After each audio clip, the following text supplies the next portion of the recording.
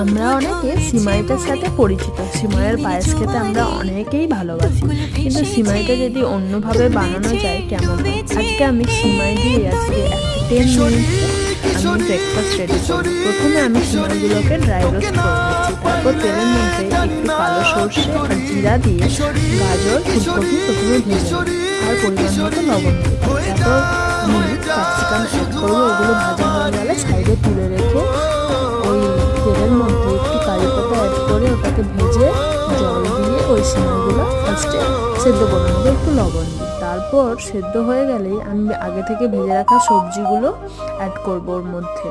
তারপর একটু নেড়ে চেড়ে নিলেই একদম ঝরঝরে এই সিমাইয়ের ব্রেকফাস্টটা রেডি হয়ে যাবে। এটা খেতে খুব সুন্দর লাগে। এর সাথে আপনারা চাইলে একটা ডিমও অ্যাড করতে পারেন আর চিকেনের টুকরো অ্যাড করতে পারেন। কেমন লাগলো এই ব্রেকফাস্টটা অবশ্যই কমেন্ট করে জানাবেন।